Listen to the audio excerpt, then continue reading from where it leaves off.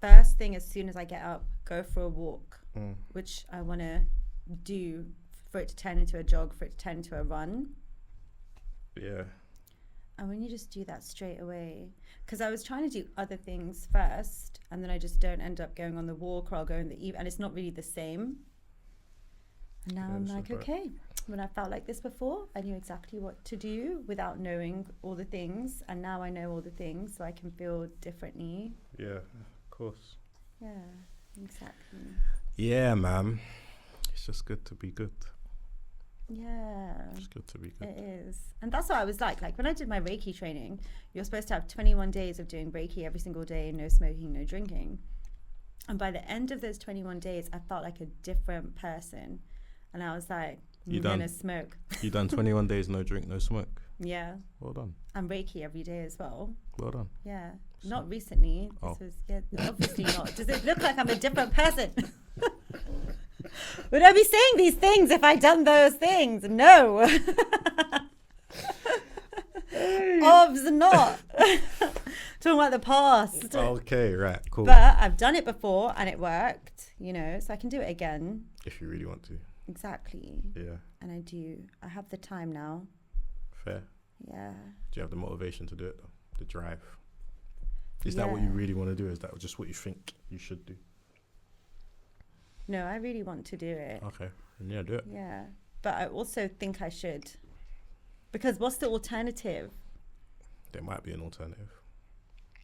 No. There might be. I'm just saying there might be. I've tried the alternative, and then every time I've because I did that the last 2 weeks. I stopped smoking, and then the only times I smoked was when I drank, which was on the weekend of both of those weeks, and it just threw me off. Yeah. When you're basically mixing, but I just mean non-Reiki. Oh no, that's a key part. Oh, is it? Yeah. Okay. It is because it's good. It's healing. Yeah, I know, but how can I put this? People have healed in the world before Reiki. Yeah, well, good for them. So there are alternatives. I'm just saying. True, but you know what? For me, I feel like... But if it works for you, then... It does work for me. And I don't know, I like to do things in a holistic way as well. Not just the body. Okay. But...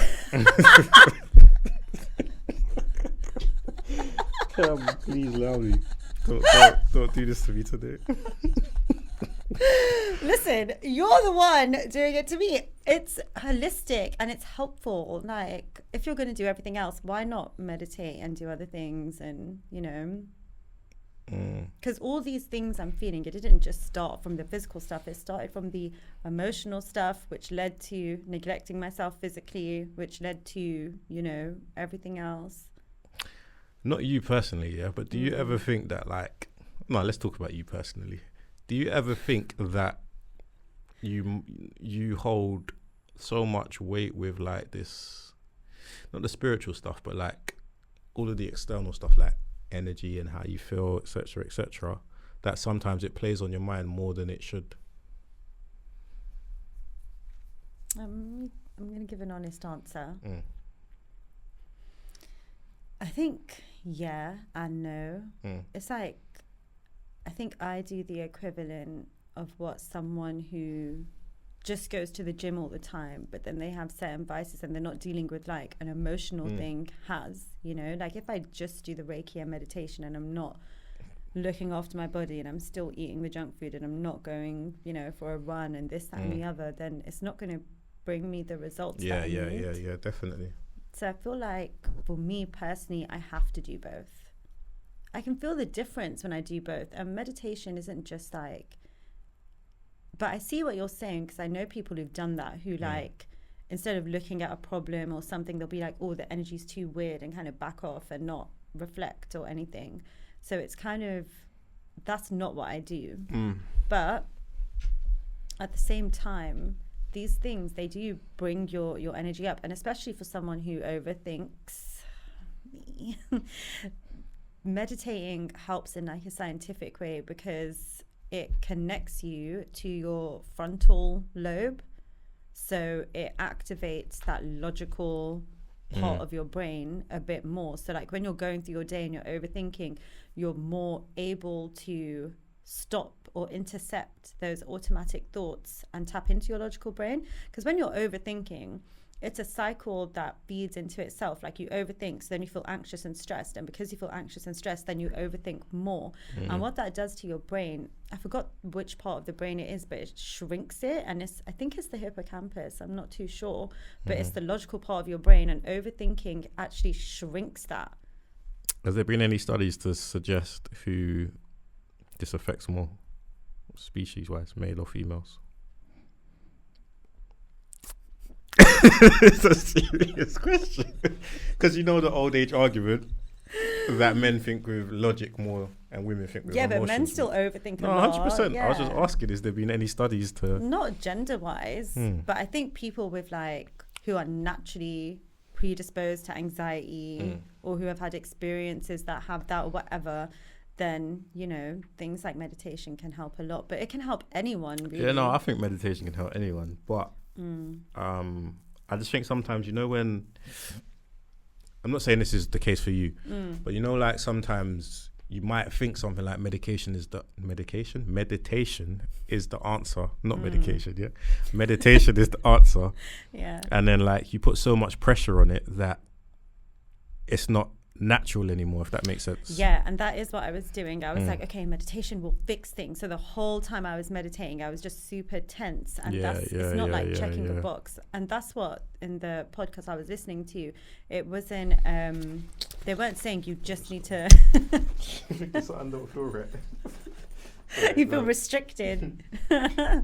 Yeah, it's not just meditation, it's the quality of meditating, like really allowing yourself to relax down and blah blah blah. Because what you're doing when you're meditating is you're controlling your mind. You're not letting it wander as much. And I can feel the difference in myself, like in my day to day. I'm just not I'm just able to talk myself off a ledge a lot easier, whereas when I'm not, I'm just stuck in the loop of thoughts and creating problems. I hear you.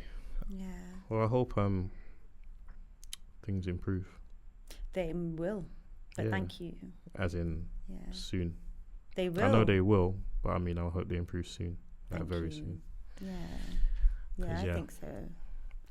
It's too nice of a time to be anything but optimistic right now. Yeah.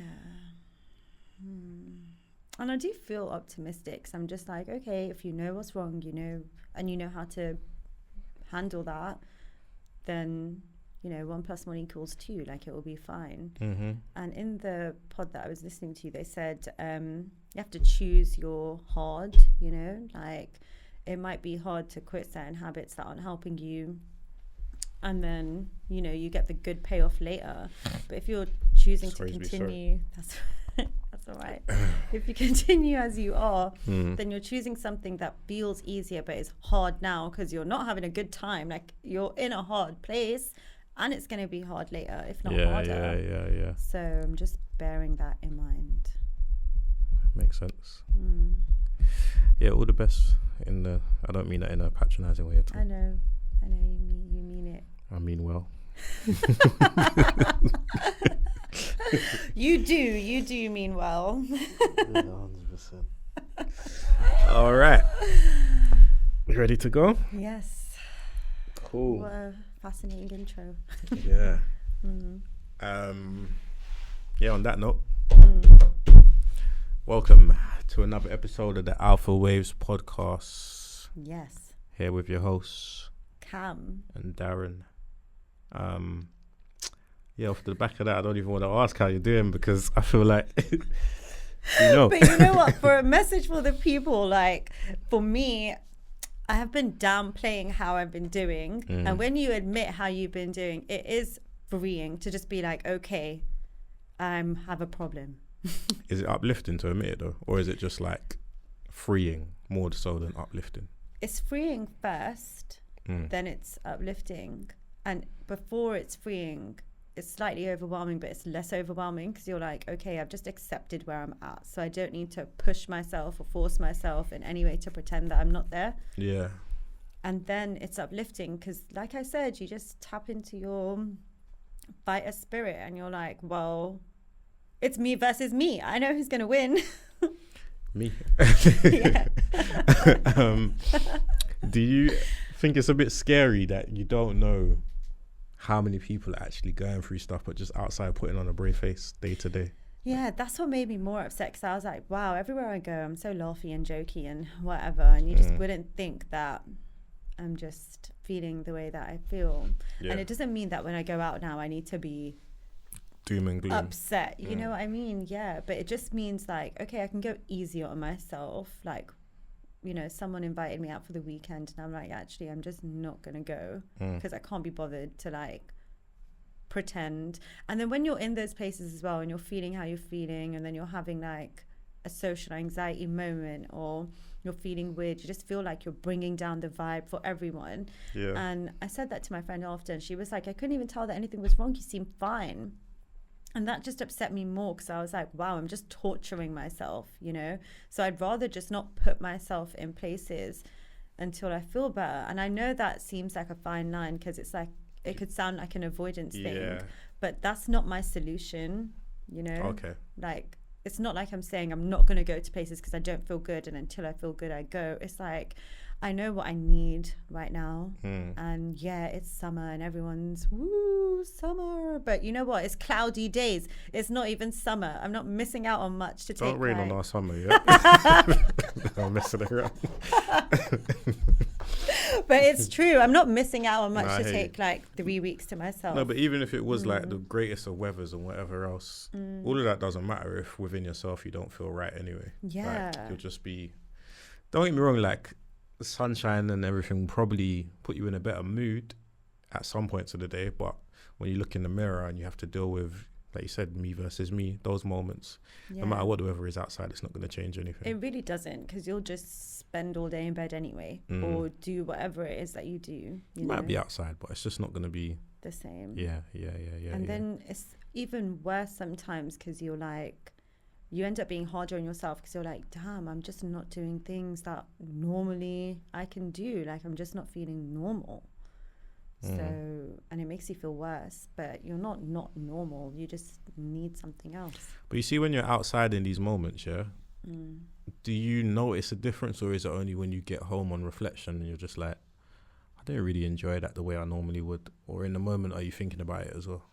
Like, say when you went out with your friends, etc. Yeah, I did think about it in the moment, because it was affecting me in the moment. And did you actively think like you would feel like you was not putting on an act, but like masking it? Yeah, I was doing my best to mask it. Then I would like go to the toilet or something to try and like get myself a bit more pumped up, and then you drink more to think like, okay, let me just do that, because that might make me feel a bit more, you know, on a hype train. But you're not. So it wasn't like a healthy distraction, because you know sometimes you can put yourself in an environment within yourself, you're like, I don't really want to be there. Then when you go there, it's like a good distraction, because they just make you forget on what about it is. And that's what I mean, like when you know where you're at, you know what you need. Like I know right now I just need to regulate my nervous system and just do things that are soothing. So like chilled things or one-on-one things or whatever are fine, but definitely being like in a club, like in an environment where there's loads of people and you just feel so weird. And also you're not expecting to feel that way. Yeah. You know, you're just going there wanting to have a good time, and then you pin all your hopes on having a good time and having a summer and blah, blah, blah. And it's just like, what's the point? Yeah, and then you compare yourself to everyone else who's having a great time and blah, blah, blah. And it's like, I just can't keep forcing myself to pretend that I'm 100% okay. And when I look at certain things happening in my life, there are very clear reasons why I'm not okay. And I can't do anything about those things. So it's even more like I said, it's that cycle that feeds itself. So you just have to think, it's like that thing, like what can you control? Yeah. Well, my favourite saying is don't stress anything that's out of your control. But there are times when things out of your control do affect you. Yeah, they do, especially when the things are happening to like people that you love and you just can't help them, you know? Yeah. It's difficult. It's difficult because unless you're in that moment, it's hard to say, because from the outside looking in, it's easy to say, don't worry about it, you'll get through it kind of stuff. And that is the reality of it. Yeah. Like nothing lasts forever unless you allow it to last. But when you're in that moment, it's only really you that can navigate your way out of it. Like, people can show you the light, if that makes sense, but you still got to navigate your way to that light. Exactly. So, And what you just said, like, nothing lasts that long unless you allow it to, you know, by not admitting to myself, like, okay, I need a bit of whatever it is that I need. I was just allowing it. So I felt this way for longer and longer. And now I've just reached my end point with it, where I can't function, you know. And if everything's removed from you, like, you're not working, you're not dating, there's no external triggers, and you still can't function, then you kind of have to do something about it at that point. And admitting it lets you do something about it. Because otherwise I'd just be like, okay, I don't really know how I'm feeling, but as soon as I get a job, I'll feel better. Or as soon as I do this, I'll get better. Or maybe I need to start talking to someone new and I'll feel, and none of those things are going to make me feel better. No, it's not. Yeah. It's not. You have to, like, actually treat mental stuff like a physical thing sometimes. Like bed rest, which is the opposite of what I need right now. But in terms of, like, if you're sick physically, then you need that. So if I'm feeling, I don't want to say sick mentally, but if I'm not feeling my best, then I know that there's certain things that make me feel better that I just need to do. For sure. That makes sense. Yeah. Do you think it's a nice segue into our actual topic? Yes. Which is about rebuilding confidence, right? Yeah.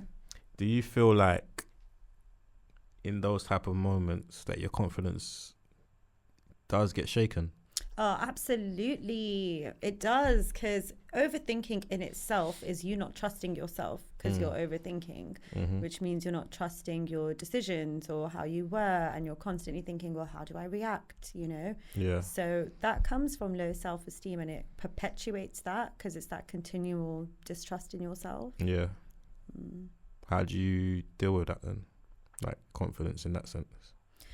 You know what? At the same time, confidence is like a super layered thing, you know, because you could be really confident in certain areas, like confident about, I don't know, confident about speaking to new people, you know, and making small talk and blah, blah, blah. But then you might not be so confident in, you know, say if you're starting a new task or something and you're feeling all the things that come with feeling like a beginner. So you might not be confident in that area. I get that. So basically you're saying you don't think confidence is like a general thing. It's always individual.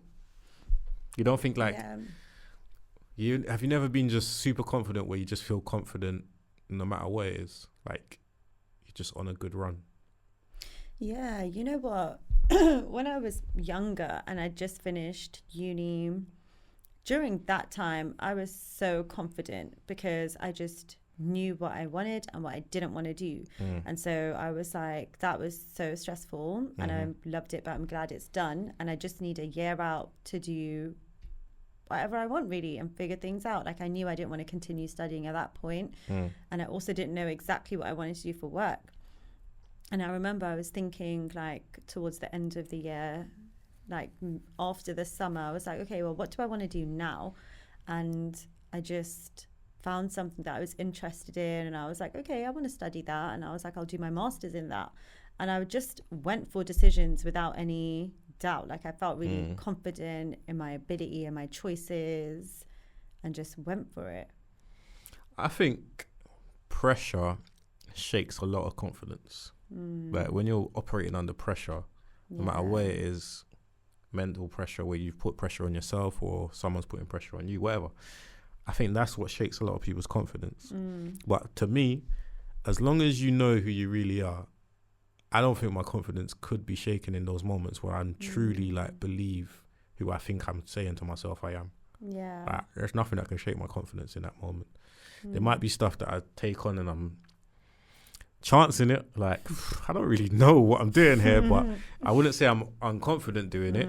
I just still feel like I'm just going to take my shot. I'm confident enough to still try it, if that makes sense. And if it works out, it works out. If it doesn't, it doesn't. Yeah. But I've had the opposite where I've been in like those low moments of confidence I was where just gonna ask, like, have you had that kind of experience? 100%, but it's all down to, that's why I identify it with pressure, because when I look back, it's in my pressure moments where I'm thinking things ain't working the way it needs to. I need this by a certain time, or I need this to happen, or I need.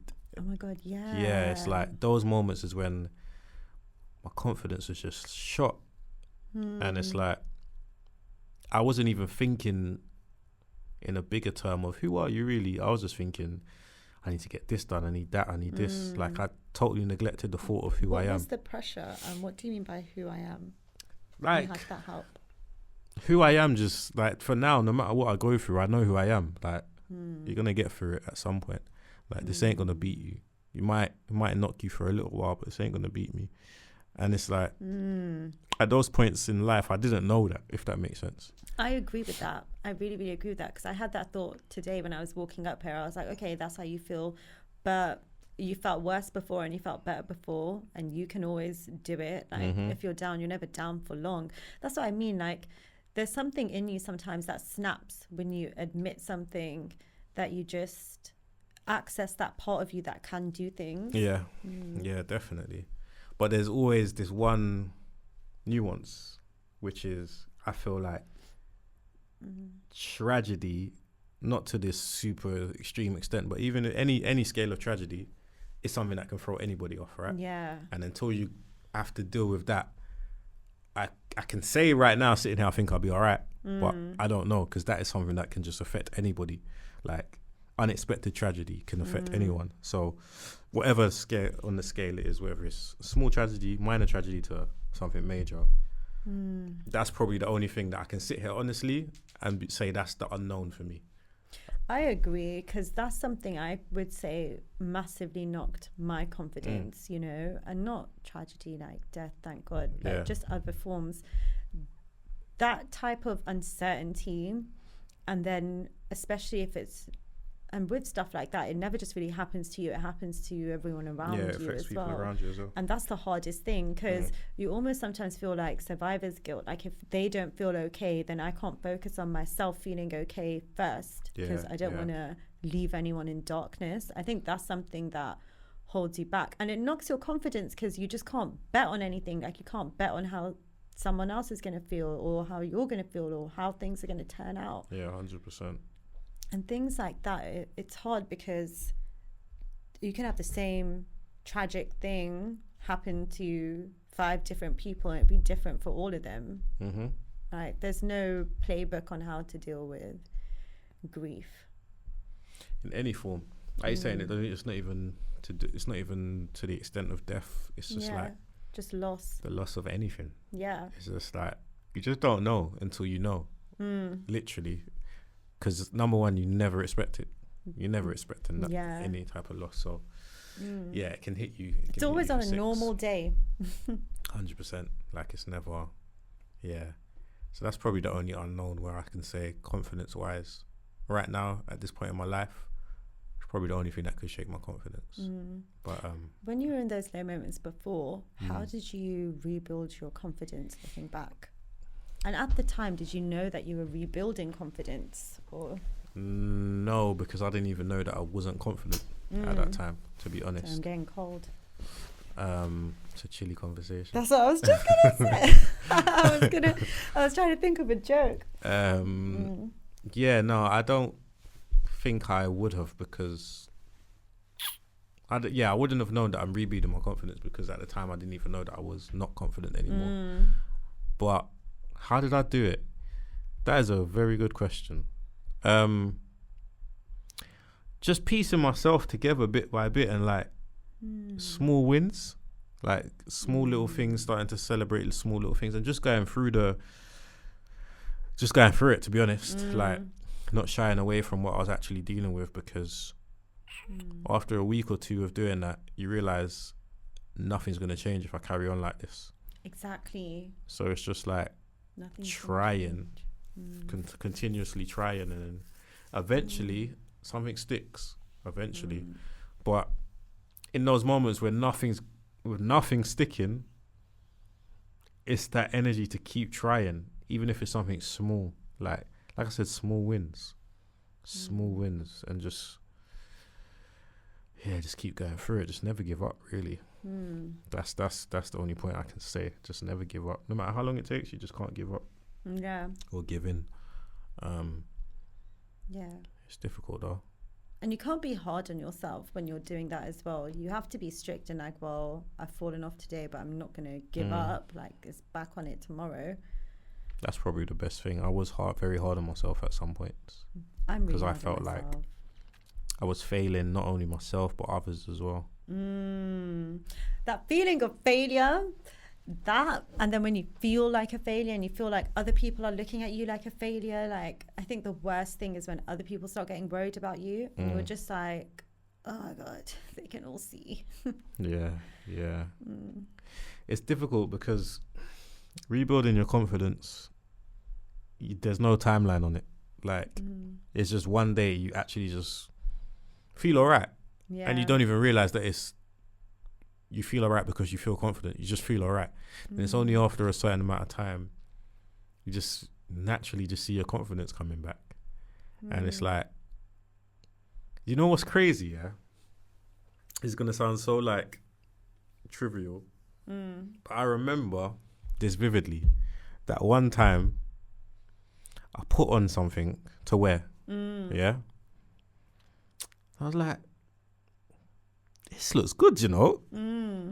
But it wasn't brand new. It's something that I had before, but when I was wearing it before, it just didn't feel the same. It just felt like anything. It felt like a regular run-of-the-mill item of clothing, yeah. Okay. And then one day I remember I put it on and it just felt brand new in it. Like, and I was like, oh. That's when I realized that things were starting to turn a corner. Yeah. And that's so small and minute. No, that's a huge deal. Like, I can so resonate with that, with moments like that in the past where one day I just put on something that maybe I'd put on before, and it's not like I didn't not feel good in it.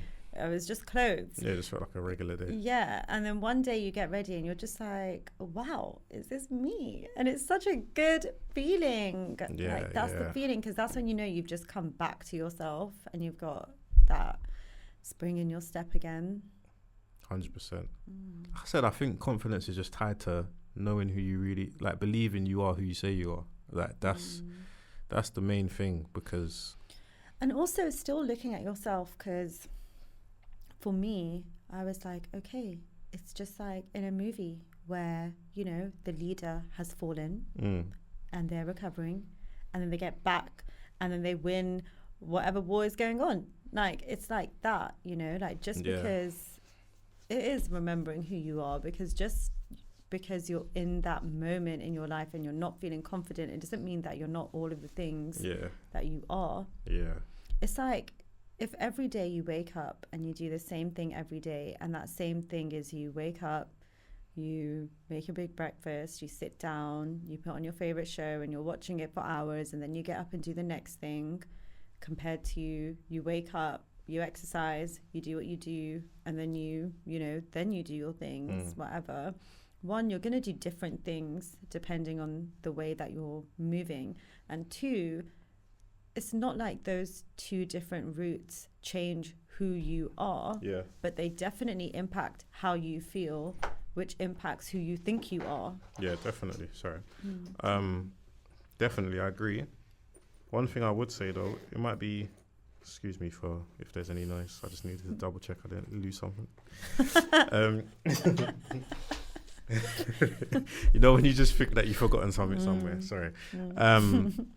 One thing I would say, though, it not counteracts what you're saying, but I think it's important to do as well, is to do the little things that you do enjoy doing, even if it doesn't serve you to... Even if it's something as small as your favorite snack or whatever, just like something that makes you feel good. Like, so even if, I remember, it sounds again so small, but there was a point where any shop that I would go in, they would never have my size. Like, I was just thinking, why? Like, why have all the mediums gone today? Why? Like, why? The one thing that I like, I've come out to the shop and there's no mediums. It's like the universe is just giving you a hard time. Constantly. Then one day I was like, all right, before I go shopping, like, let me just stop off and was it a newsagent somewhere? And they had like the snack that I ain't been able to find anywhere else, and I stopped looking, but they had it this time, and I bought Such that. an uplifting moment. And I was like, rah, yeah, they got my snack. Then I went shopping, and they had my size, and it was just like a perfect day. It was a perfect day, but those small wins just feel 100%, so good. 100%. Like things are finally on your side again. And it just feels like that's when you feel like life's turning. But I'm not gonna lie, after that, it didn't all go smoothly. I still had like rough days. It's not like some it's not like your problems were all solved, yeah, because you found your t-shirt, yeah. It's not a fairy tale, but it was just like a small little win to make me to think like, you know what? Today was a good day, man. I feel good about today. And then the next day, even if it weren't a great day, I still had yesterday to think about, if that makes sense. But sometimes it's just those small little things that you actually enjoy and like that can help boost change your trajectory. I agree. Like having your favorite shows for sure. Or even like some mornings on a random day, like say if it's a weekend, whatever, and you just start the day with watching something that you really like. That's fine, you know, that's a treat. But if you're starting your day every day like that and things are just starting to feel, it's the difference between things feeling good and then just satisfying a comfort level. Yeah. Why do you think it's so difficult to rebuild your confidence? If you think it is even difficult. It is difficult. I think anything at first, anything from a low place up is going to have a level of difficulty. Although it's never difficult for too long. Oh, that's a good question. I think it's what you said, you know, like forgetting who you are. Because then you think back with just rose-tinted glasses to previous versions of yourself and you're like, why am I not like that? And you think you've lost something because you're not moving the way that you used to move. And that definitely feels like a crushing blow sometimes because it just adds to that feeling of loss. And then if that's connected to like an event, you just feel like so much has been taken from you. It's hard to overcome that sometimes, or that train of thought.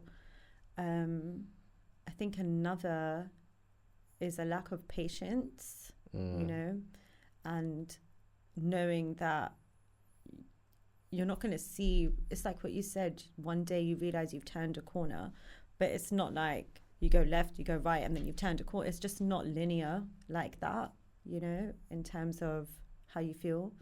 Sometimes it can be like you've had a run of a good few days, and then something happens or whatever, and it just feels like the end of the world.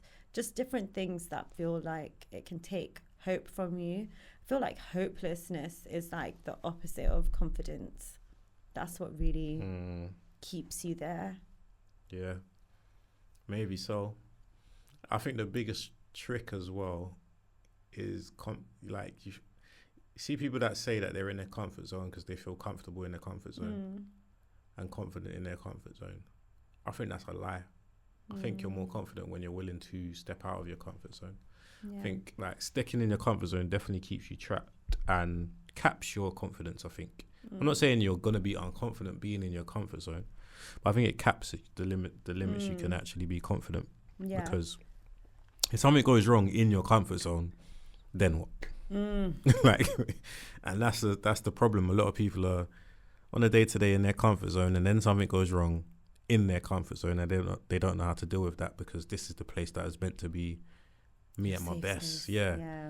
So I think being willing to break the comfort zone always will help your confidence, because dealing with adversity, whether you come through it or you don't first time, you're still going to be confident because you know kind of what to expect, if that makes sense. Like, you can't want to be a boxer. You go in the ring and you've never been punched in the face and you're always just knocking people out. The moment you get punched in the face now, you don't know how to deal with that. Like, you're not confident. So it can shake your confidence.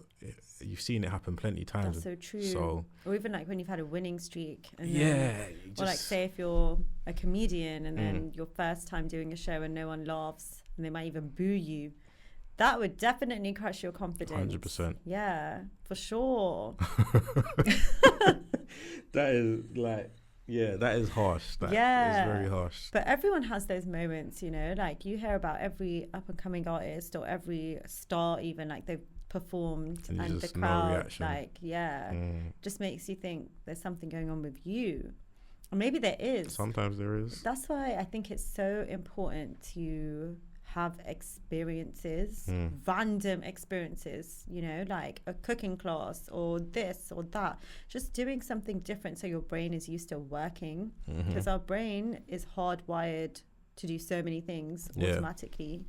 And when you stretch yourself by learning, you're opening yourself up to just a whole different thing.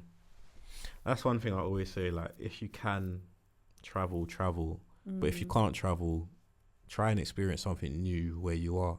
Yeah. Because that will help 100%. One thing I would say on the back of that with building confidence for me was when I started doing, like, instead of just working at home or writing something at home, or applying for jobs at home, I just go to like a random coffee shop, and I wouldn't choose it beforehand. I'd like go to an area, look for it, blah blah blah, because then doing things, opening yourself up to the unknown and to some uncertainty, and to not have everything rigidly planned or doing your same old, that builds confidence 100%, because you've stepped out into the unknown and got it right. Like, do you know what I mean? Like, and it's hard to get wrong. Like, all you're doing is going to sit somewhere. Literally, but it feels like you've done something right. For like, oh yeah, I found somewhere. And something's different, you know? Like sense of achievement. Yeah, like you're not constantly bringing your past into your present and then your future when you're changing things. But if you wake up in the morning and the first thing you think of are the problems of yesterday, which everyone, like I do that, then you're immediately bringing your past identity into the present moment, and then your future's just going to look the same. And I've done that for a while now, where I'm like, okay, just wake up, think of all the things that I have to do, all the problems, blah blah blah, and I am where I was in September, really, you know, like my past has become my future. So for me, that's been a big eye-opener into, I need to do what is uncomfortable and different, because it will be next September and it will be the same. Are you fearful of that? You know what? I was before, because I didn't understand that. Like, I didn't understand that process. So for me, it just reinforced these ideas of like, oh, I'm not good enough, or I'm a failure, or I'm doing something, like there's something wrong. There's something fundamentally wrong with me, or incapable or inadequate, which is stopping me from moving my life forward.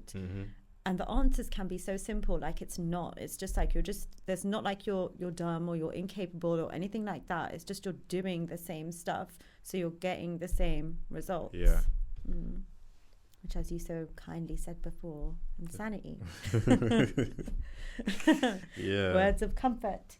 But it's true. We try, you know. we try. But it's true. And so for me, that's what like the liberation and freedom came from, because I was like, okay, it can be different. It just takes a little bit of change. Does it help to see someone else go through or walk the same path as you? To have seen someone walk the same path as you, sorry.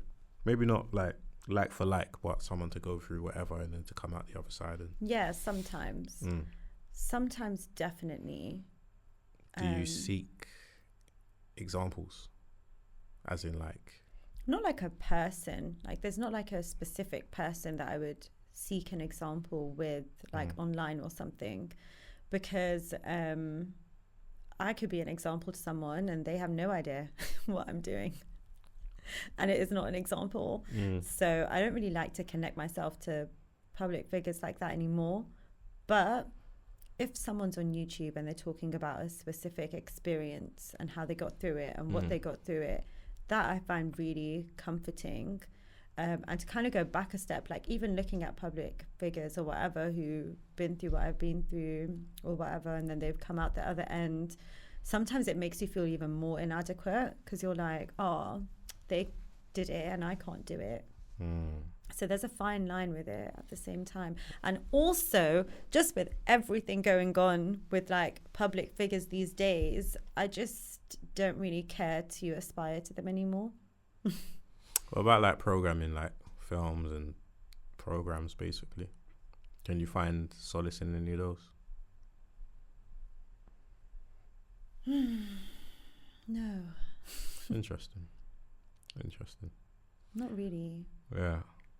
Because I also feel like there's only one me, you know? And when the brain wants to find fault, it does.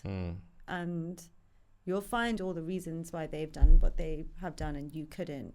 And I don't know, that just doesn't help me. Like, it doesn't help me. Like, if I listen to a song and the lyrics are really resonating and the beat is really good and it uplifts me, that does more for me because it just gets me into the energy of what I want to be in.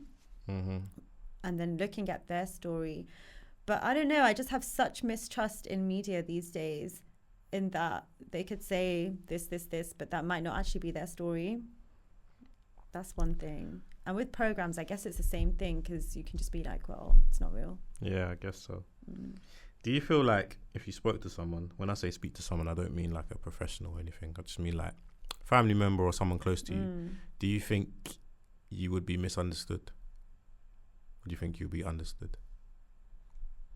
What do you mean? Like, do you feel like whatever you're dealing with is so complex that it'll be hard for someone else to understand? Or do you think they would get it, like they understand what you're going through and there's a clear pathway to dealing with it? I don't know. Because I just feel like everyone has their own things that they're going through. 100%. And they might not be dealing with. So they can only help me to the extent that they're helping themselves. So I don't even think it's a case of help, though. It's like, how can I put this? Say like it's something very, I'm trying to think of something that's so obvious, blatantly obvious.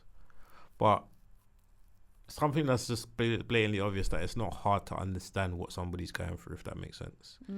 Like, and then there's the opposite of that where unless you're living it, you might not get it.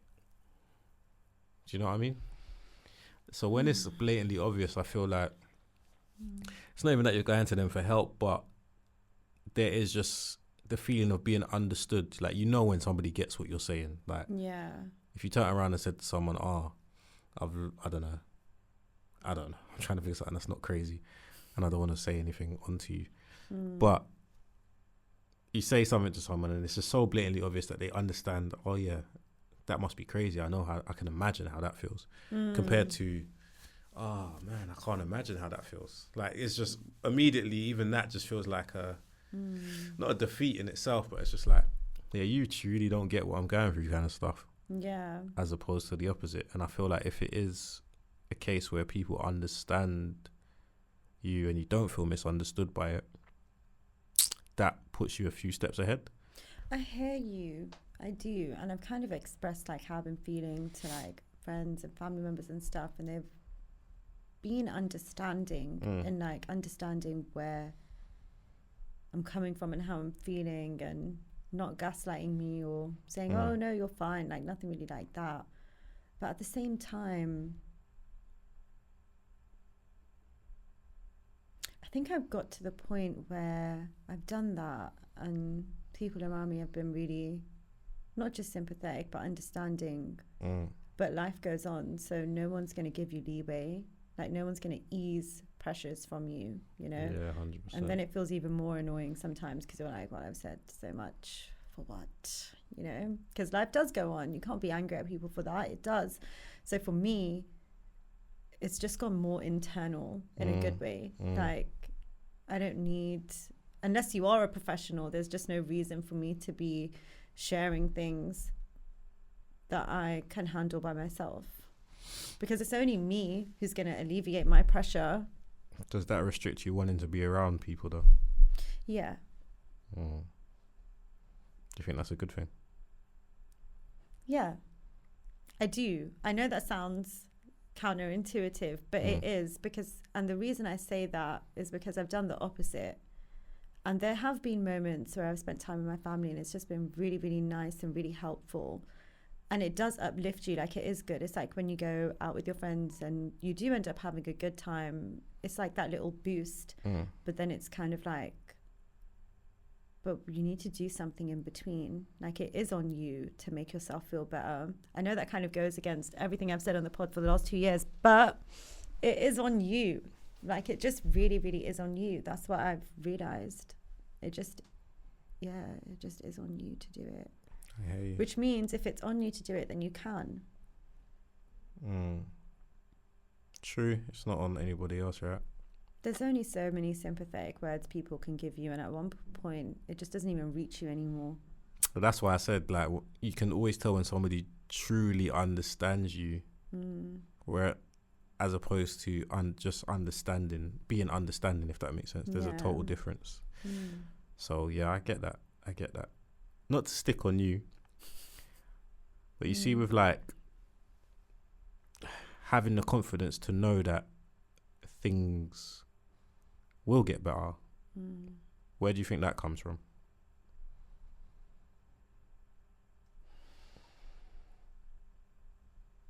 First, it comes from experience. Your own experience? Yeah. Okay. And then, as part of that, faith. I don't necessarily mean just in God or in spirit or the universe, but also in yourself. Because for me, it's not like the first time, you know, you have an issue or something happens.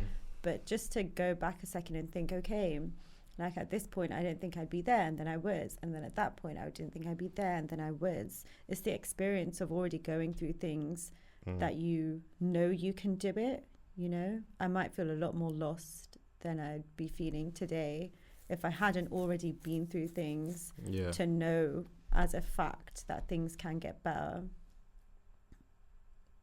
And to, know why they might have stopped getting better, like what was in your control, what did change, you know? Like what I said earlier on, like when I did those 21 days after your Reiki level 1 training, and then after those 21 days, I just went straight back into old habits, and it just took me back to the same place. So that's on me, you know? Life stuff isn't on me, but that was. But how do you know that you can believe in yourself again?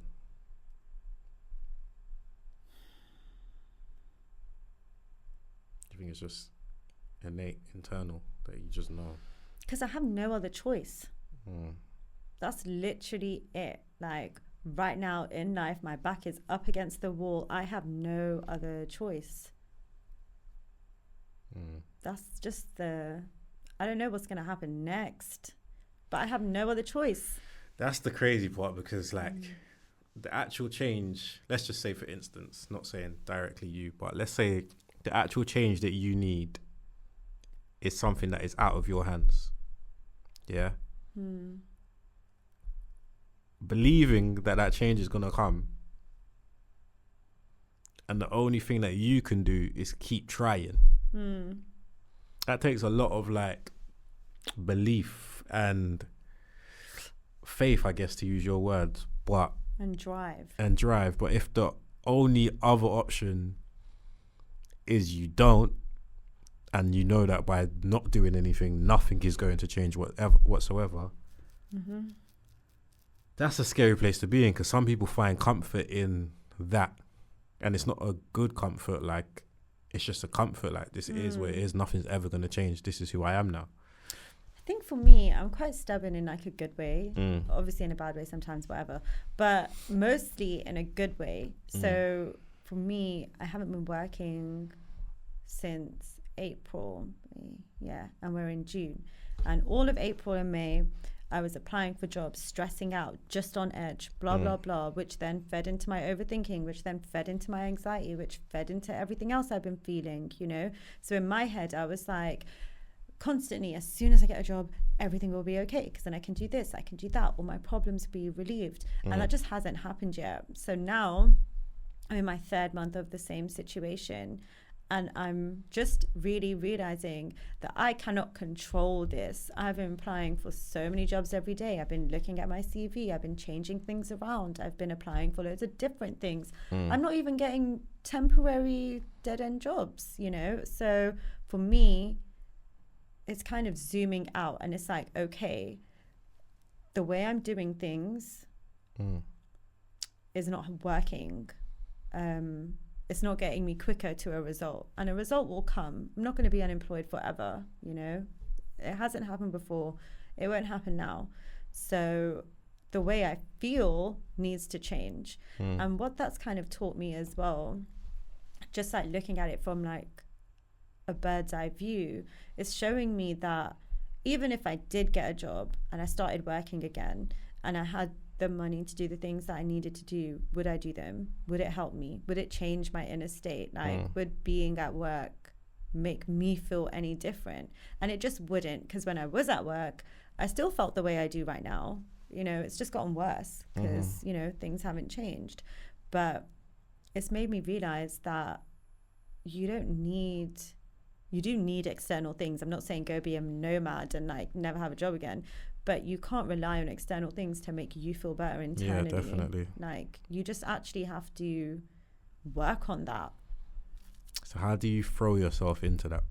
Like knowing that, let's say in this instance, finding work, let's say, is something out of your hands outside of doing the action of applying, etc., etc. How do you then throw yourself into something that is in your control? So I'm like, okay, I've got all this time.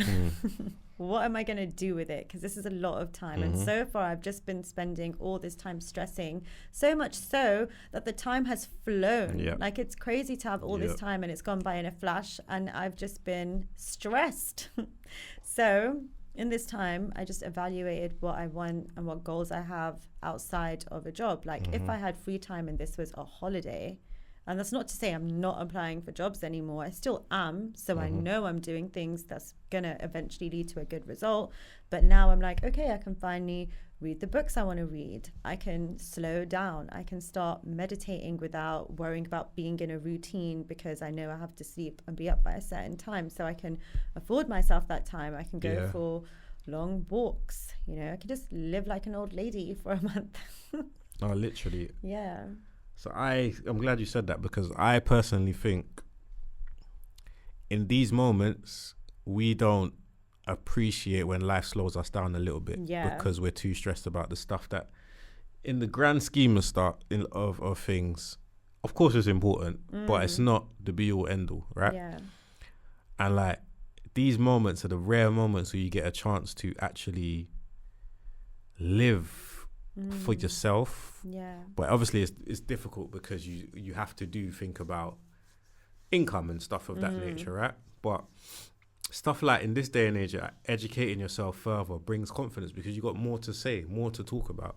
Like, I know somebody that for years, this person didn't really have much going on for themselves, but what I do know is that they were educating themselves on so many different things, to the point, like, on a day-to-day, you're going about your day-to-day and you just see this person talking about these certain things, and you're just like, come on, man, like, what are you doing to, et cetera, et cetera. But in the long term, now this person's in a position where they've got stuff going for themselves, plus they've got that extra education that they had from them years. So now when they're talking about those things and you align it with where they are now, they just seem like this super being. Like, do you know what I mean? And it's only because they had that time to do that, where other people didn't have the time to do that. That's such a good that it's like, I think it's so important to just be able to throw yourself into bettering yourself on different levels. Like, forget working, and maybe even not forget working, because I know other people that's thrown themselves into a venture that's like paid off.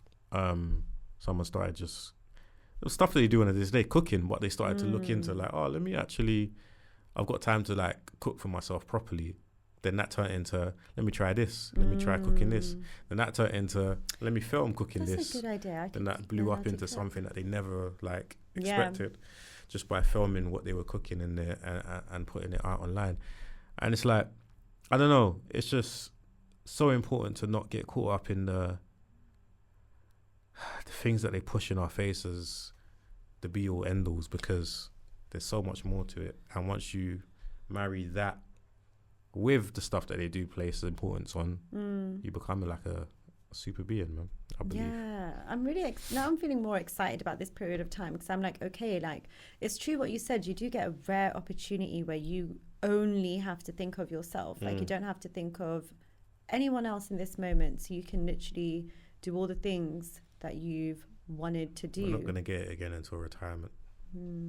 Yeah, touch wood, because it's not exactly a joy at the same time. But no, I mean like just time. Yeah, just time on your hands. Like. Yeah, time in your hands, exactly. And to have that in the summer as well can be a blessing, you know. And like you said, one, it's the pressure, because you're just like, oh my God, the longer it goes, the more people are looking at me like I haven't gotten anywhere, you know. And then it kind of makes all your previous achievements null and void, because you're like, wow, all that potential has gotten nowhere. And that's not true. It's only been a couple months in my lifetime. Like, who cares? And secondly, that thing about being superhuman. Oh damn, I forgot what I was going to say. Do you know what's go on. I remember. Well, it's when I got it. When you have those tragedy moments and you have a breather, you can actually just deal with that, you know, and not push it to the side and not drown in it, like, but deal with it with space and come to terms and peace with things and move forward. I think a lot of it comes down to narrative as well, the narrative that you place on stuff, because again, obviously I'm not naive to think that finances and stuff don't play a part, and responsibilities. However, you see like people that go traveling for a few months or whatever, and they're not making the type of money they could be if they were stationary, let's say. But the narrative on that is that they're just experiencing life, right? As opposed to worrying about the fact that they don't have something coming in at the minute. Yeah. And then when they come back, they might be in that position where they're like, oh, things hit the fan. And it's like, they do need something. But it's just like in that period, it's the narrative of what you paint on it. Yeah. You just experiencing a different part of life right now. Like you said, it's only a couple of months. It's not like it's years deep. That's when it's like, how can I shake this? But a couple of months, 2 months out of a 12-month year is like nothing when you think about it. Yeah. In the grand scheme of things, but there is importance to it, because every moment is precious, right? Because we don't know how long we have here. Yeah. If we're honest with ourselves, we don't know. So every moment does feel precious, but there is just a place of just finding joy in every moment, even when it's not going your way. Just being easy on yourself, like it's not your fault, you know, like it just is what it is. But even if it is, not saying you, but like even if you have done something where it's your fault, you just gotta own it and learn from it, really. Like that's what I was gonna say as well. Like not having something makes you value it more, you know, and look after it more when it does come back around. Yeah, and 100%. Sometimes you need that eye opener as well. But even with like what you said with narratives, you know, like it gives you a minute to kind of really notice how you've been thinking about things and whether those thoughts are rooted in lack or in abundance, and then have the opportunity to fine tune the way that you think about stuff. Yeah, definitely. Because that's one thing, you know, that I'm realizing in a more positive sense is maybe I do need this time to just get my mind right, so when I am in a new role, I'm not in the same mind frame as I am now then, because that would be way worse than this. That would be a nightmare. Yeah. I think that's even worse. Yeah, you're right. Way worse. I don't want to do that again, like where I'm back at work and I'm overthinking every interaction and what people think of me and this, like that's so much, or feeling like you're gonna be fired every day, like, and nothing's even going on, you're just thinking these things. That's when that's why you gotta find the positives and make the most of things. I think everyone's got the capacity to rebuild their confidence. It's just a case of taking time, being patient with yourself, like you're saying. Yeah. Not trying to rush things until you know that you're really of a good mindset. Yeah.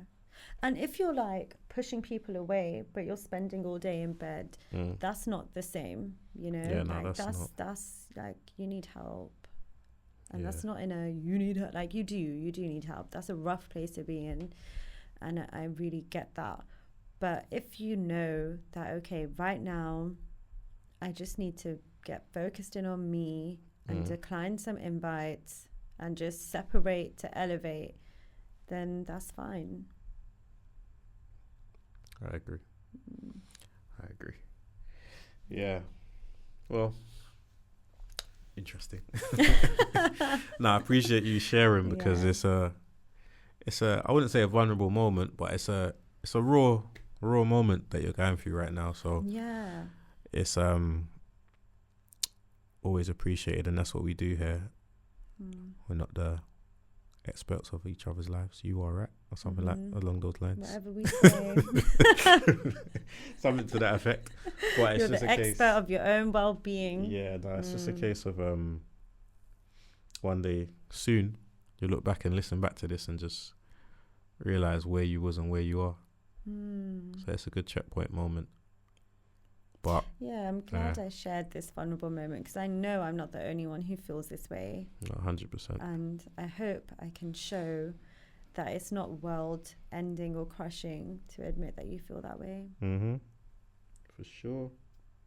I agree. Cool indeed. All right. On that note, there was something else that I wanted to have a little conversation about. It kind of ties in, and it's like living in the moment and being spontaneous. And I think the moment you say like I'm a spontaneous person, it gets misconstrued a lot of the time. It does. Like they think you mean impulsive. Yeah. Or reckless. Right. Or down to do whatever. That's not the case. That is not true. That's not always the case, let me say. Yeah. Like there are moments where you're just down to do whatever, but I don't think that's necessarily tied to being a spontaneous person. What is it for you? Would you say you're a spontaneous person? Okay. I think I was more of a spontaneous person previously. I feel like I've slowed down on my spontaneity. Yeah. I said that right? I don't know. But I feel like you didn't. It didn't feel right. It's because I slowed it down trying to... Yeah. Anyway. But we can move, yeah, go on. I feel like I've slowed down on my spontaneous nature, yeah, because sometimes just life, right? You just got to be a bit more calculated with certain situations, or you don't even put yourself in certain environments or situations where you need to be as spontaneous. But I think at heart I'm still a spontaneous person. But yeah, I just feel like whenever I say that to someone that I'm spontaneous, it like almost is a eyebrow raiser. Like, what do you mean by that? Spontaneous, yeah. So it's a good eyebrow raiser.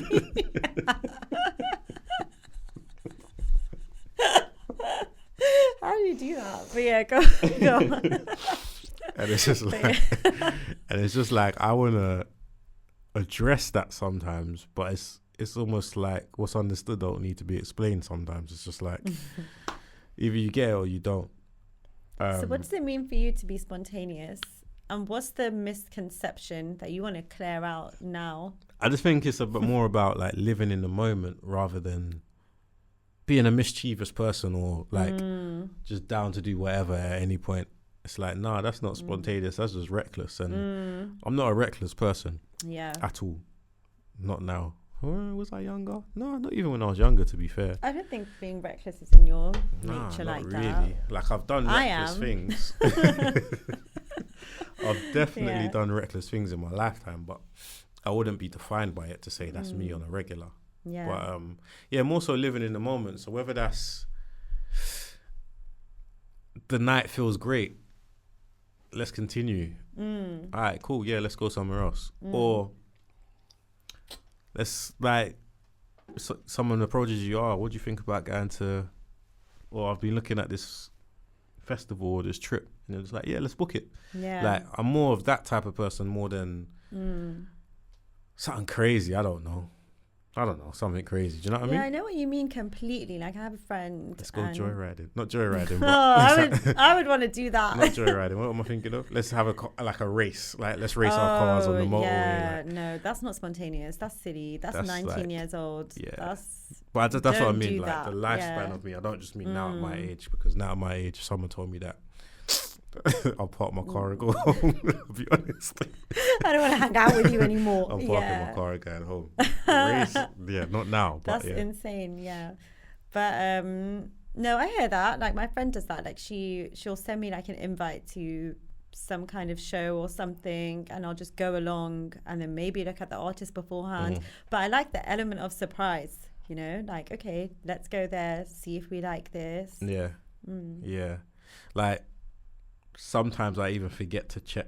This is the type of spontaneous person I am. I forget to check what else I've agreed to sometimes. Like if something sounds good to me, I'm up for it without like actually double checking. booking yourself. Yeah. Things of that nature. I'm more of a. That just sounds disorganized. Not often though. I just mean like I might agree to something and then be like, oh no, I can't because X, Y, and Z. But like I'm quick and to then just look at be. it later. If something sounds good to me, I'm up for it. Do you think it's important to be spontaneous? 100%. Because why? I believe living life in the moment is important. Me too. Not 24/7, but I believe that at some points during your day, living life in the moment is so important. So important. Like if you're already out or if you haven't got anything planned, then just go by the day, you know? 100%. Or even if you like wake up, let's say, for instance, this is again very small, but I like to use small examples because they can turn into bigger things. But let's say you just wake up and you on your commute to work or wherever you're going on the day. You're like, I keep yawning. I know it's boring you. I'm sorry, it's not you. It's not you. Give us some big examples. No, I'm joking. I'm joking. Yeah, you're on your commute. And you've not even told yourself, but you're not thinking about buying anything when you get off the train. And then you walk past the shop and you're like, you know what? I'm going to get that today. And you just go and do it. Like just living in the moment, not being so structured where, this morning I'm going to go and buy this and that. And just having that little bit of freedom to your day. I think if you're too structured and regimented, it's going to wear you out a lot quicker than just being able to think on your feet in the moment. And it boxes you in, you 100%. know. But you know what? It's going to sound funny coming from me. But I think that's why it's so important to be early to things. And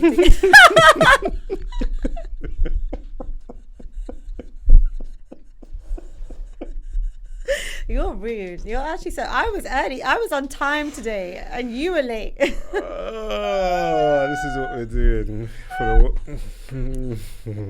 You just laughed in my face. Yes, this is what we're doing. Okay. I'm not always on time, but that's the old Kam. No, I hear it. You know, and I was going to say, no, enlighten us. Enlighten us on why it's so important to be early. Please do.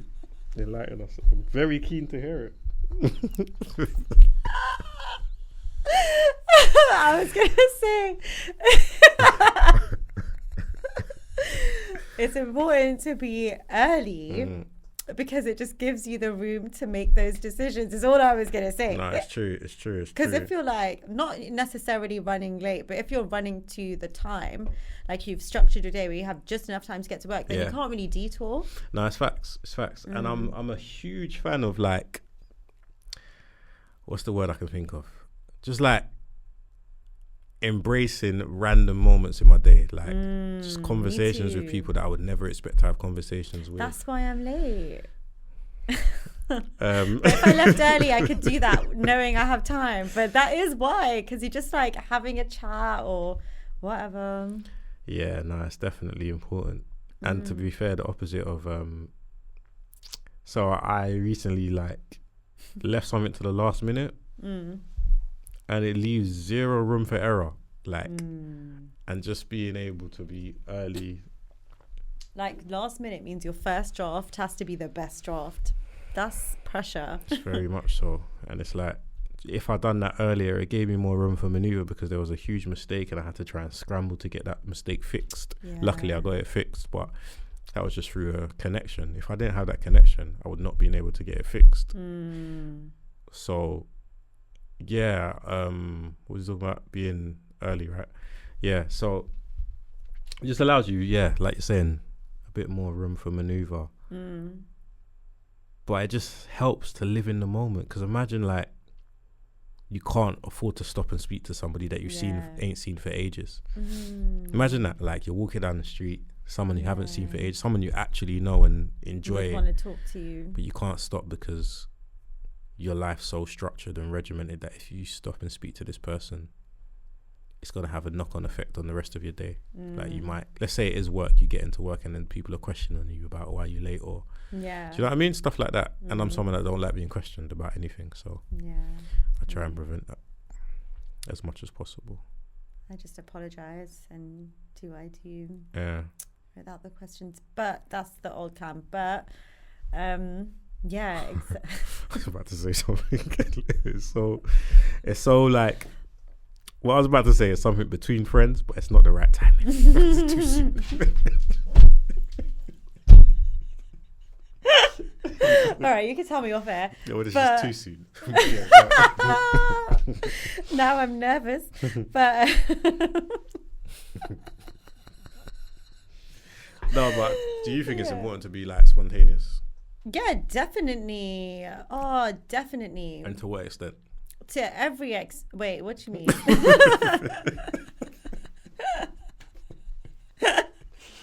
Does your spontaneous nature tie into recklessness? It used to. Okay. What massively. About now? No, now it's like, now the only times I'm ever really reckless, and it's never reckless, it's with one of my friends when we just go rogue. It's like a thing that we do and it's really fun, where the night, you just never know where it's going to take us, but we never put ourselves in like dangerous situations. How do you control the level of living in the moment / being spontaneous? How do you control it? Like, how do you cap it at whatever? It's going to sound reckless, but I don't think you can. I think there's certain things, like if someone pulls out something that you're not going to do, then that's when it's like, okay, I'll go home, you know? Yeah. Or I don't even think that's spontaneous, because if it doesn't, it's something that you don't want to do, you're just not going to do it. Then just don't do it, yeah. But something that you wouldn't mind doing, or... So for me, the only time that I think my cap is if I know that this is going to affect somebody else. Or if I've got something going on the next day. Unless it's going to affect that, I don't really care. That's what I mean. Like, if it's going to affect it, like if you've got something at 9 a.m. and you're out all night and you're not until 7. Yeah, that's different. Yeah. That's different. Yeah. But yeah, no, my cap is if it's going to affect somebody or something else. Outside of that, I don't think I have a cap. Yeah. Like, at all. I don't know if that's dangerous though. Have fun memory. I don't think it's dangerous. Because for me personally, it's just been fine. That's the problem though. Like, it's been, obviously it's died down over the years just because, you know, I don't think all the decisions I made were necessarily smart. But I was just lucky. But I don't know, I think it's nice when you speak to people that you've never spoken to before and you do something random and it's just, spontaneous. Like I've never had a bad experience of being spontaneous yet in my life. I have only once. Oh, yeah? I've told you about it. I'll remind you after, but that was the only time. But all the signs to go home earlier were there. And I didn't listen to them. So that is something to look out for. But I think being spontaneous, like even talking to someone random can be so good. Like even on the weekend when I was feeling socially anxious and I went outside to the smoking area just to like be outside for a second, and someone else was there. And then we just got to talking and I was like, yeah, my social battery is done. And they were like, I'm an introvert. And then it ended up being just like a nice moment in a night that I was finding a little bit, like I still was having a good time. Like there were good moments, but overall I was finding it stressful. And I would say that's living in the moment and being spontaneous in its own small way. Yeah. I hear you. Or if you meet random people and they're like, oh, do you want to come with us to this next place? And then you do. Not like someone's house, because, you know, a secondary location, that's a house. You can't always trust that. Yeah. But another place, it can be fun. Mm-hmm. And then you're just hanging out with new people and just living in the moment and doing things that you wouldn't normally do. Yeah. And having conversations that are just different. No, I 100% agree. I think, it's just living in the moment is just a beautiful thing. Yeah. As long as it's controlled. Well, how would you control it? Like I said, you got to know your cap and your limitations for living in the moment. Like, if you run into someone that you haven't seen for ages and you get to talking, etc., and they're like, oh, let's go have a drink or whatever right now.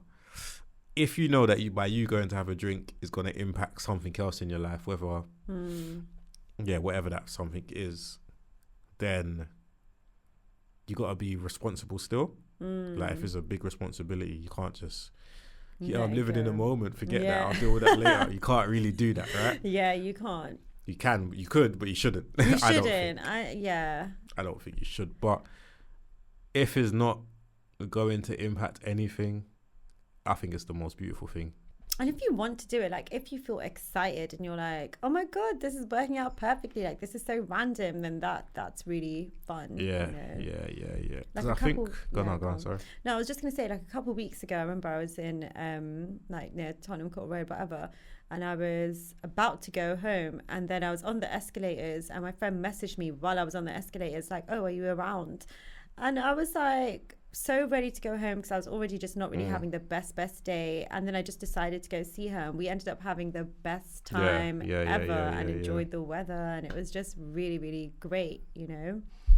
I think stuff like that, like not being rigid, like in your head you're like, well, I was already going home and blah blah blah, so I'm not gonna do this, but just like being spontaneous like that when you have the time and you're not doing anything else, it ended up having a really great payoff. Yeah. You literally said what I was going to ask. I was going to say, like, I'm sure we've all had those moments where we've told ourselves in our mind that we're just going to go and do something, like if we're going to go home or going to go shopping or whatever, and then something happens that changes your plan.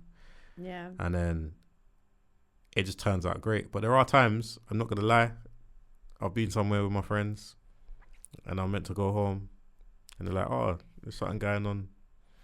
Gone with them. I should have just went home. But was there like an indicator at that time, like when you look back at it retrospectively, that you knew that you should have gone home? Yeah, because I gave myself like 3 excuses. So this happened basically. The story is, I was in the barbershop with my friend. He finished trimming me. He got a phone call from his brothers to say, oh, there's something going on, you should come. He's like, cool. Like, you rolling? I'm like, I'm not really dressed to go anywhere right now. I don't really want to go anywhere. Like, but you have got a fresh trim, so. I got a fresh trim, but that's it. What I'm wearing isn't what I would like to be wearing if I'm meeting new people, if that makes sense. It makes so much sense to me. If it was just the man them and just going to see my boys, then cool. But this is going to be brand new people. Like, it's going to be my first and possibly only impression. Literally, right? I so hear that. So that was indication number one that I should just go home, sorry. Turn down the invitation, sorry. But then at the same time, I was like, you know what? I'm out already. Let me just be spontaneous and go with the night. Then he's like, oh, we've got to wait for someone else to come before we can go. That person took a while, and while I'm just getting tired, I'm just like, you know what? I just want to go home. And then I stuck it out though. Waited for this person. They finally arrived, and then we went. We got there, couldn't find parking, but I'm already here, right? So I'm not just gonna go home. So many signs. I was like, you know what? Let me just carry on. Carried on. Went in. It wasn't bad, but it was just like, this didn't bring me nothing. Like, it was just for the sake of it. And I just spent more hours with my friends for the sake of it. Not in a bad way, but it wasn't fun. I could have just went home and slept. I could have just went home, and it was just like, sometimes you do need to listen to how you actually feel. That's what I was saying. Like when you feel excited and you're on it and you want to do it, then it's different. But when there's like, you can't force the living in the moment. You can't force it. Yeah. You just can't force it. Yeah, that's the danger when you try and force living in the moment. That's when it probably won't go the way it's meant to. Exactly. At all. No, you gotta be real careful about stuff like that as well, because things can just go so left at any time. then it's only yourself to blame. Yeah, because just you like, I shouldn't knew have that you been didn't here. want to go. Yeah, and like even those things that you'll reason with yourself in the moment, like, oh, let me just be spontaneous.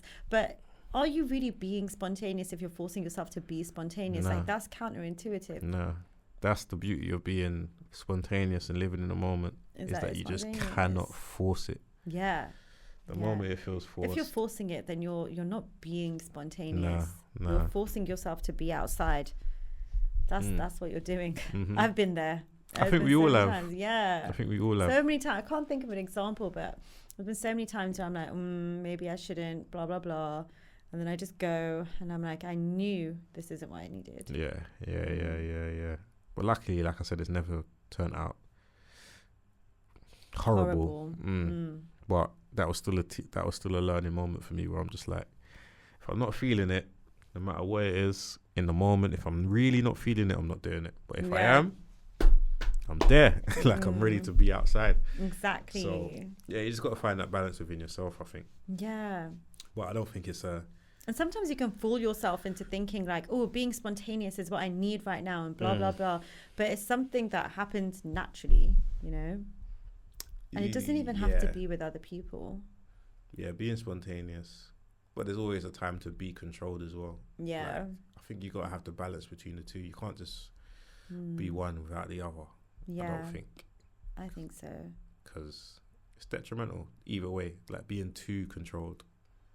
You just and rob being yourself too... of experiences. And then being too spontaneous, you just need to calm down. Rein it in a bit. You need to rein it in. Yes, you just need to like you gotta know when to leave the party. Do you think being spontaneous is a natural thing, or you can be taught? It can be taught. Sorry. You can be taught. I think anything can be taught. I think there's certain things that are more in your nature. Like I think it's very in my nature to be spontaneous, which is why it can veer off into being reckless. Do you attribute that to anything?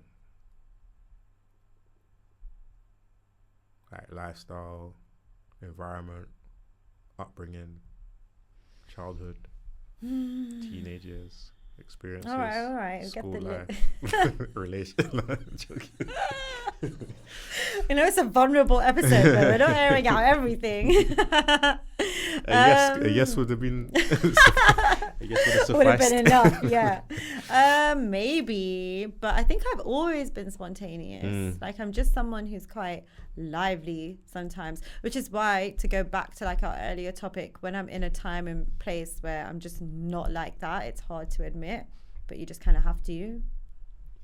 That's a good point. I was going to ask, do you feel at your best mood-wise when you are in that spontaneous nature? It's natural to me. So I feel the same. Like when I'm too controlled, I feel like not down, but I just feel like a robot, very serious, restricted. Very serious. That's so true. And sometimes you need that level of focus. Yeah. But I feel at my best like when I'm just living in the moment and being spontaneous. Yeah, I think it's because I'm naturally, and I struggle to say this because I'm also someone who does get overstimulated and drained and needs like my time. Like I love my homebody moments, but I wouldn't necessarily call myself a homebody. Like I would say naturally I'm more extroverted. Like I get more energy from interacting with people. I don't tie it to that though. I tie it to being creative. To being a creative person, I think. That's what I tie it to. People can be inspiring. That's what I tie it to, more so than maybe introverted, extroverted, homebody. Maybe. Outside. Yeah. Definite for me. That's very true. Why would you say that? Because I don't think being introverted stops you from being a spontaneous person. So I feel like you can be a homebody, etc. But if you're creative, you can just creativity is spontaneous. Like you can't control when you're thinking of something or what the process is going to be like, and it's true. I think it ties into that. But I honestly feel like I can attribute my spontaneous nature to a lot of my upbringing, like from having siblings in the home. That's true. To actually being outside, and the environments that I was living in was very fast paced, so you just don't even know what's going to happen from any minute. So it was always spontaneous movements, like, oh, let's roll here, let's da da da da da. Yeah. It's always been that, like, yeah, it's always been that. Like, where I grew up was never just stationary for too long. Like, yeah. never. There's always something happening. Yeah, maybe actually, because I grew up in quite a full house. So there's always someone doing something or something going on family-wise. But then I also think growing up, like, a bit more stricter as I was growing up. Like, I wasn't really able to, like, go out with friends or this, that, and the other until I was a bit older, like in high school. So I think that may have contributed me wanting to be more spontaneous or enjoying it more as I got older. Yeah. But at the same time, like you said, like growing up with siblings as well, like we were always doing the most random things in the house. So it was never just like a simple game or the same thing every day. It would always end up in beats because it just went overboard.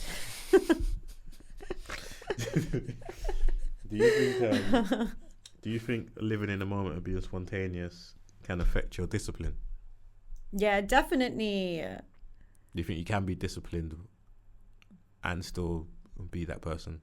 Yeah, you can, because it's like knowing today's not the day to be spontaneous. I have stuff to do tomorrow, you know. Goes back to the cap and your limitations. Yeah.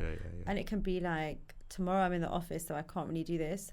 But it can also be tomorrow I'm working from home, so I can be spontaneous, but I'm not going to go to the third spot because I'm still working. Yeah. That's true, but that comes with a maturity, I think. Yeah, 100%. That's true. Yeah, maturity definitely. But I think two things can definitely simultaneously exist at once, you know? You can still have a really spontaneous day, but then wake up and still be disciplined and do everything that you need to do because that spontaneous moment fed you. So you have more momentum and you feel really good about the night before and blah, blah, blah. Yeah, no, I agree. Yeah, no, my main thing, like I said, is just I just don't like the narrative. When you say you're a spontaneous person, it's just always like... Yeah. Who's been looking at you like this with all these... Nobody. I'm just saying, like, I've seen it happen too many times when you say you're spontaneous or live in the moment. It's like, I'm not being or suggestive. even like as a woman, sometimes like if someone asks you like, oh, are you spontaneous? And it's just like, I know what you're asking. That doesn't mean my first date's going to be in your house. That's not what spontaneous means. Yeah. No, very true. Very true. Yeah, like it's not suggestive. At all. And that's what annoys me. Like, I'm not even... There's no hints. There's nothing. I'm just open-minded to especially whatever the next motive is. To someone that you're really not trying to be suggestive with. What are we doing here? Like, you know what? I might just start lying when people ask me and say, no, I'm very rigid. I just don't even like the sound of that word. Rigid, yeah. Well, it's not a nice... I don't like it. Yeah. So yeah. Nah, that's it. I feel content now.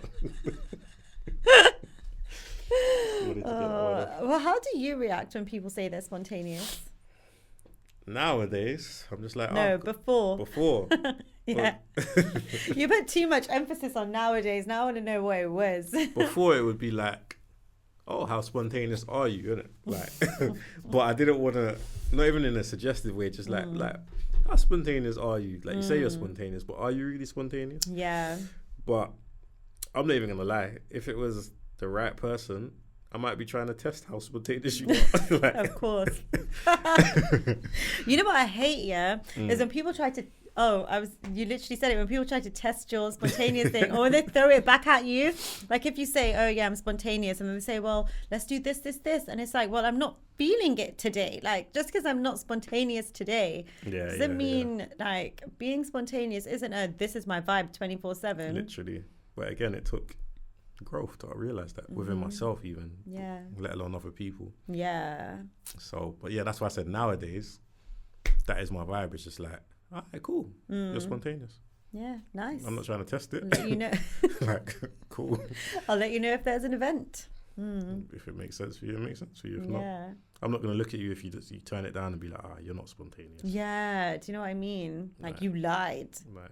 Yeah. Whereas younger me might have been like, you're not serious, you're not really spontaneous. But I think that is spontaneous to like change your mind about stuff as well. It's spontaneous to choose to be indoors when you were meant to be out. Yeah. If you're not letting anyone down. Yeah. Just really doing how you feel in the moment. I think that's what spontaneous is. Yeah. More than anything. That is so true. Because I think that's why I'm spontaneous. Because I've always just done what I wanted to do, you know. And if I really wasn't feeling something, obviously you don't follow that through all the time. And then, you know, blah, blah, blah, as we've said. Yeah. But most times I just go by what I want in that moment. Best way to live life, in my opinion. Me too. Other than the times where you need to be focused. Yeah. But, yeah.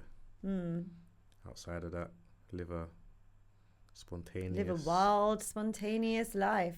Reckless lifestyle. and free in the moment. Yes. Tomorrow doesn't exist. I don't know what path you're walking people down. Reckless, free, tomorrow don't exist. I didn't say all of that. The view shared by Kam does not represent. Alphawaves. I'm vulnerable today. I'm vulnerable. Anything can happen. It's been a great episode, I think. I think so too, yeah. A bit of seriousness. A bit of everything. A bit of lightness. And a bit of you guys. Oh, and we love that. 100%. We are in a bit of a transition period at the minute. So bear with us while we iron out our little, I don't even want to call it creases, but you know. Just let us iron. Let's iron. We'll let you cook, you let us iron. 100%. Bear with us. We're still here. So message us on any medium. I'm trying to think. TikTok, does it? TikTok's the best place. Yeah. TikTok, Instagram. And we will get back to you and have our conversations there. But we will be still here providing our content. Maybe slow, but always steady. Yeah, it's always valuable. Go back and listen to other stuff, topics that might resonate at this point that didn't a few months ago or whatever. But we will be back to regular programming anyway. But until then, we are here, like I said. Message us. There was something I was going to say. It wasn't going to be that. Because that felt so dramatic. What came out? I lost my trail of thought in typical fashion, but it is what it is. It is what it is. We're glad to have you with us. We'll look out for all the content upcoming. Oh, that's what I was gonna say. Let us know what you want to see from us. Yeah. Got a few questions that I'm going to be posing as well, so look out for that. Hit us with your responses, and then as we check back in here, we will check them out. Yes, we will. And deliver. All right. Cool. Before I go off on a tangent, thanks again for joining us on another episode of the Alphawaves podcast. It always means a lot, and we love sharing. Always and forever. And until next time.